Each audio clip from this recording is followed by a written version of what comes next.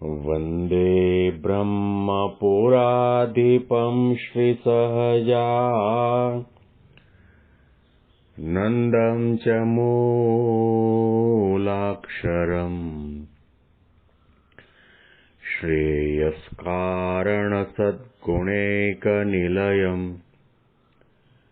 श्रीप्रागजिं भावत ब्रह्मोपासनधारकं गुरुहरिं यज्ञं तथा योगिनं प्रत्येवं प्रमुखं महन्तमनिशम् श्रीजीस्वरूपं मुदा મહિમાનો મહિમા પ્રવચન માળામાં આજે 6 ઓગસ્ટ 2025 બુધવારના દિવસે તમામ સંતો હરિભક્તોને મારા સાષ્ટાંગ પ્રણામ. જય સ્વામિનારાયણ. હેપી વચનામૃત દ્વિશતાબ્દી મહોત્સવ. હેપી પ્રમુખ સ્વામી મહારાજ શતાબ્દી મહોત્સવ.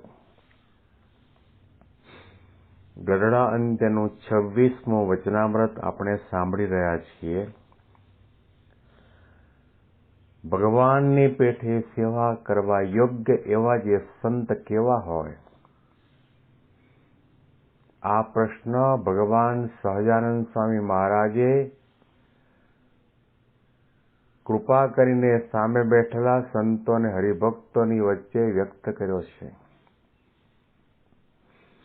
મહારાજે પ્રશ્ન કર્યો નથી, પરંતુ આ પ્રશ્નને ઊંડાણપૂર્વક સૌ કોઈ સમજી શકે એટલા માટે સંતો હરિભક્તોને વાત કરીને એનો જવાબ પણ મહારાજ પોતે આપી રહ્યા છે. પછી શ્રીજી મહારાજે એમ વાર્તા કરી છે,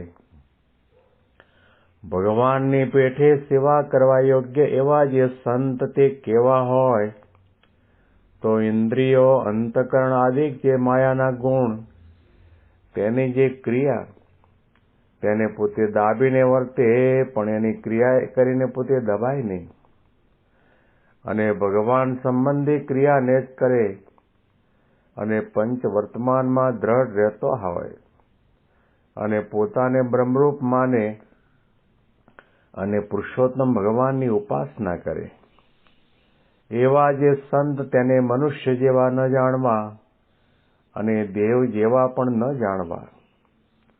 કેમ જે એવી ક્રિયા દેવ મનુષ્યને વિશે હોય નહીં અને એવા સંત મનુષ્ય છે તો પણ ભગવાનની પેટે સેવા કરવા યોગ્ય છે.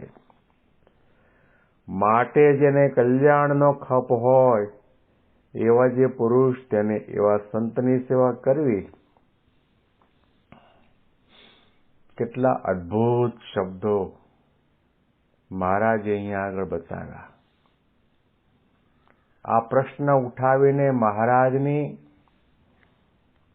આપણા સૌના માટેની કલ્યાણ કરવાની ભાવના અભિવ્યક્ત થાય છે.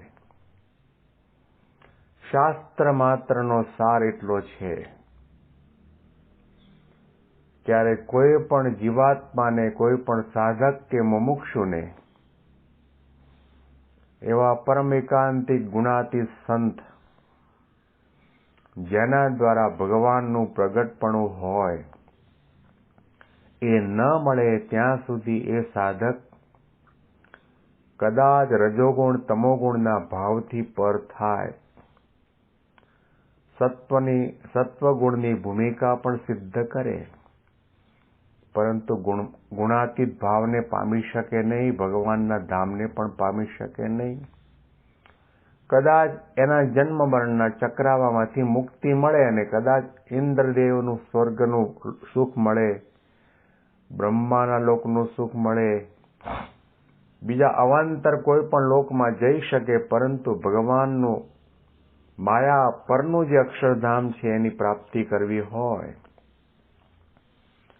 ભગવાનની સાથે સાથે ભગવાનના એવા જે ઉત્તમ ભક્ત છે એની પણ સેવા કરવાની જરૂર છે, એનો સમાગમ અને સત્સંગ કરવાની જરૂર છે.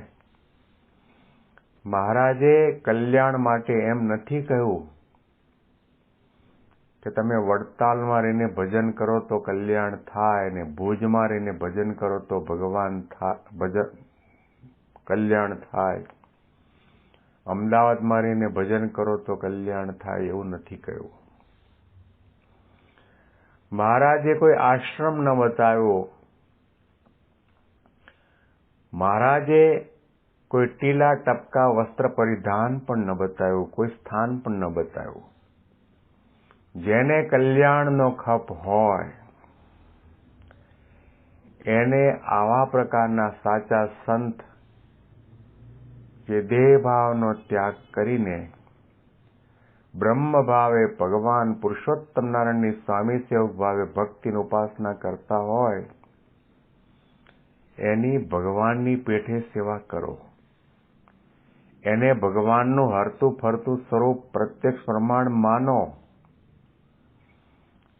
કૃષ્ણ ભગવાનના સમયમાં આપણે હતા કે નહીં ખબર નથી, પણ એ કૃષ્ણ ભગવાન અત્યારે આપણી સામે છે ખરા?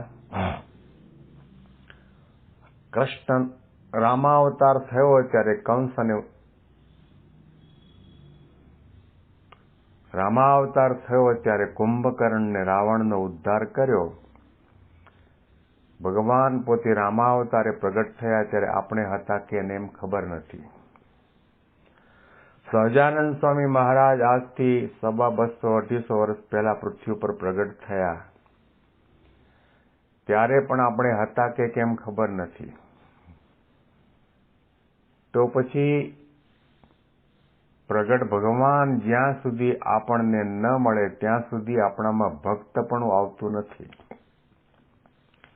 શ્રીજી મહારાજે વરતાલના વચનામૃતમાં કહ્યું કે જ્યારે જ્યારે આ જીવને ભરતખંડની અંદર મનુષ્યનો દેહ આવે ત્યારે ભગવાન કે ભગવાનના સાધુ અવશ્ય આ પૃથ્વી ઉપર વિચરતા હોય અને જેને એની ઓળખાણ થાય એ ભગવાનનો ભક્ત થાય છે. શબ્દો ઉપર ધ્યાન આપવાની જરૂર છે. આપણે અનંત અનંત જન્મ લીધા છે અને ઘણી ઘણી વખત આપણને મનુષ્યનો દેહ પણ મળ્યો હશે, પણ મહંત સ્વામી મહારાજના શબ્દો યાદ કરીએ કે અનંત જન્મ થયા ક્યારેય પણ આવા ભગવાન અને આ સાધુ આપણને મળ્યા નથી. એ અનંત જન્મની અંદર આપણે યાત્રા કરી હશે, વ્રતો કર્યા હશે, દાન પુણ્ય કર્યું હશે, સાધના કરી હશે, તપશ્ચર્યા કરી હશે, તેમ છતાં પણ આપણા જન્મ મરણના ચક્રાવામાંથી આપણને મુક્તિ નથી મળી. આપણામાં ભક્તપણું ક્યારે આવે? જ્યારે પ્રગટ ભગવાન મળે અને એમાં આપણને ભગવાનપણાની પ્રતીતિ આવી જાય. એ મનુષ્ય રૂપે વિચરતું ભગવાનનું પ્રગટ પ્રમાણ સ્વરૂપ છે, એ દિવ્ય છે, અલૌકિક છે, માયામુક્ત છે. એમાં આપણા જેવા કોઈ સ્વભાવ કે આપણા જેવી કોઈ આસક્તિ વાસનાને કામના લેશ માત્ર પણ નથી. પંચવર્તમાનમાં શુરા અને પૂરા છે. અનંત અનંત અપ્સરાઓની વચ્ચે રહેવા છતાં પણ નિર્વિકાર છે, નિર્દોષ છે. ઘણા ઘણા સ્વાદિષ્ટ ભોજન આરોગતા હોય તો પણ લેશ માત્ર પણ સ્વાદની અંદર આસક્તિ અને વાસના કામના નથી. તેઓ પોતે હંમેશના માટે દેહભાવથી પર વર્તે છે. ત્રિગુણાતીત ફિરત તનુ ત્યાગી. દેહભાવનો ત્યાગ કરીને ભગવાનની મૂર્તિમાં રમમાણ છે. એમનામાં ભગવાન સિવાય બીજું કંઈ જ નથી, કંઈ જ નથી, કંઈ જ નથી. આપણને લૌકિક દ્રષ્ટિએ મનુષ્ય જેવા જણાય, પણ ભગવાન જેવા સાધુ ગુણાતીતાનંદ સ્વામીએ કહ્યું, કલ્યાણનો ખભ હોય તો આવા સાધુને શોધીને એની ભગવાનની પેટે સેવા કરવાની જરૂર છે. આજના સંદર્ભની અંદર આપણે બ્રહ્મ સ્વરૂપ શાસ્ત્રીજી મહારાજે ગગનચુંબી મંદિરો બનાવી અને ભગવાન સહજાનંદ સ્વામી મહારાજની સાથે મધ્યખંડની અંદર એમના જેવા ભગવાનની પેટે સેવા કરવા યોગ્ય એવા જે અક્ષર બ્રહ્મ ગુણાતીતાનંદ સ્વામીની મૂર્તિની સ્થાપના કરી. જેવા વાઘા અલંકાર શણગાર સહજાનંદ સ્વામીની મૂર્તિને ધરાવવામાં આવે, એવા જ વાઘા અલંકાર શણગાર વગેરે ગુણાતીતાનંદ સ્વામીની મૂર્તિને પણ ધરાવવામાં આવે છે. એમાં કેટલાક દોઢ ડાયા અખ્તર ડાયા એવો પણ પ્રશ્ન ઉઠાવે કે આ સાધુની મૂર્તિ હોય નહીં, અને સાધુની મૂર્તિ કેમ ભગવાન સહજાનંદ સ્વામી મહારાજની બાજુમાં બેસાડી? અને સાધુ તો સાધુ છે, સાધુને સાધુના કપડાં પહેરાવાના હોય, એને સહજાનંદ સ્વામી મહારાજના જેવા જરિયાની વસ્ત્ર વાઘાલંકાર પાગ મુગટ કેમ ધરાવો છો? એમણે હજી સુધી મારા ખ્યાલથી આ ગરડા અંત્યનું 26મું વચનામૃત વાંચ્યું નહીં હોય, અને વાંચ્યું હશે તો વિચાર્યું નહીં હોય, અને સમજાણું પણ નહીં હોય. મહારાજ શબ્દો કેવા વાપરે છે? ભગવાનની પેટે સેવા કરવા યોગ્ય એવા સંતની સેવા ભગવાનની પેઠે કરવી, જેને કલ્યાણનો ખપ હોય એણે. તમે આ લોકની અંદર ગુણાતીતાનંદ સ્વામીને સાધુના રૂપમાં સમજો છો. આ લોકની અંદર એ સાધુ જરૂર સાધુ રૂપે પધાર્યા, પરંતુ અક્ષરધામની જે સભા છે એની અંદર મહારાજના જેવા વસ્ત્ર અલંકાર શણગાર આકાર છે, એવા જ પ્રકારના આકાર અનંત મુક્તોના પણ છે અને ગુણાતીતાનંદ સ્વામી મહારાજના પણ છે. આજની તારીખે ગઢપુરની અંદર દાદા ખાચરના દરબારમાં જે અક્ષરવડીની અંદર શ્રીજી મહારાજ વર્ષો સુધી નિવાસ કરીને રહ્યા હતા, ત્યાં આગળ આલોકની સભા અને અક્ષરધામની સભા એ બંને સભાના ફોટોગ્રાફ્સ મૂકવામાં આવ્યા છે, ચિત્ર પ્રતિમા મૂકવામાં આવી છે. એમાં આલોકની જે સભા છે એમાં મહારાજને તમે ઓળખી શકો, ગુણાતીતાનંદ સ્વામી, ગોપાળાનંદ સ્વામી, મુક્તાનંદ સ્વામી, નિત્યાનંદ સ્વામીને ઓળખી શકો. એ ફોટાની અંદર તમે દાદા ખાચર, લાડુબા, જેવુબા, પર્વતભાઈ, અગતરાયના એ બધાને ઓળખી શકો.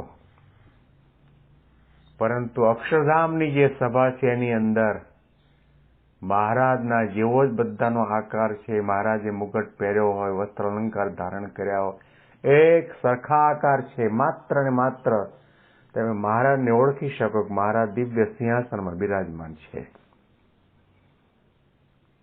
તો અક્ષરધામના બધા મુક્તો છે, મૂર્તિમાન અક્ષર બ્રહ્મ છે, એની સેવા કરવામાં, એની પૂજા કરવામાં લોકોને બહાર શા માટે આવે છે? અજ્ઞાન છે, સમજણ નથી આવી. સાચા સત્સંગે કરીને જ્ઞાનને સિદ્ધ કર્યું નથી, સમજ્યા નથી. ગણપતિ બાપાની ભેગો ભેગો ઉંદરડો પૂજાય એમાં કોઈને વાંધો નહીં. ભગવાન શિવજીની સાથે પોઠીઓ પૂજાય એમાં પણ કોઈને વાંધો નહીં. પરંતુ સહજાનંદ સ્વામી મહારાજની સાથે એમના અનાદિના ભક્ત અને સેવક મૂર્તિમાન અક્ષર બ્રહ્મ પૂજા એમાં લોકોને વાંધો છે. થોડો વિચાર કરીશું તો ખ્યાલ આવશે વડતાલમાં જાઓ, ભુજમાં જાઓ, અમદાવાદમાં જાઓ, ગઢપુરમાં જાઓ, ગર્ભગૃહની અંદર ઠાકોરજી બિરાજમાન છે. એની સેવા કોણ કરે છે? બ્રહ્મચારી સેવા કરે છે. એમાં લક્ષ્મીનારાયણની મૂર્તિ પણ છે, રાધા કૃષ્ણ દેવની મૂર્તિ પણ છે. તો કૃષ્ણને વાઘા પહેરાવે એવી જ રીતે રાધાજીને પણ વાઘા પહેરાવે. રાધાજીને પણ રાધેજીના સાડી વગેરે જે વસ્ત્ર પરિધાન કરાવવાનું હોય એ કોણ કરાવે છે? બ્રહ્મચારી કરાવે. ને બ્રહ્મચારી કોણ? જેને અષ્ટ પ્રકારે ધન અને સ્ત્રીનો ત્યાગ છે. એવા એ બ્રહ્મચારીના માટે નિયમ છે કે ભૂલે ચૂકે પણ સ્ત્રીનો સ્પર્શ થઈ જાય તો નિર્જળા ઉપવાસ કરવાનો. પરંતુ અહીંયા આગળ બ્રહ્મચારી જે રાધાજીને રાધાના સ્વરૂપમાં નથી જોતા, ભક્તના સ્વરૂપમાં જુએ છે. લક્ષ્મીજીને વસ્ત્ર અલંકાર પહેરાવતી વખતે એ લક્ષ્મીજીને સ્ત્રીના મહિલાના રૂપમાં નથી જોતા, પણ ભક્તના રૂપમાં જુએ છે. બાકી જો મહિલાના રૂપમાં જોતા હોય તો એમને દરરોજના ઉપવાસ કરવાનો વારો આવે. આ વાત સમજાતી નથી. એટલા માટે આપણને આવા તર્ક વિતર્ક અને શંકા કુશંકા થયા કરે. શ્રીજી મહારાજ આપણને આપણા કલ્યાણ માટેનો મુદ્દો સમજાવે છે. જો તમારે કલ્યાણનો ખપ હોય તો આવા ગુણાતીત પરમ એકાંતિક સંત અક્ષર બ્રહ્મ સ્વરૂપ સંત છે એને ભગવાન સહજાનંદ સ્વામી મહારાજનું હરતું ફરતું સ્વરૂપ માની એની સેવા ભક્તિ અને સમાગમ કરી કૃપા દ્રષ્ટિ પ્રાપ્ત કરો. આ સિદ્ધાંત અને અનુરૂપ વિશેષ વાતો આપણે આવતીકાલના પ્રવચનમાં સાંભળીશું. તમામ સંતો હરિભક્તોને મારા સાષ્ટાંગ પ્રણામ. જય સ્વામિનારાયણ.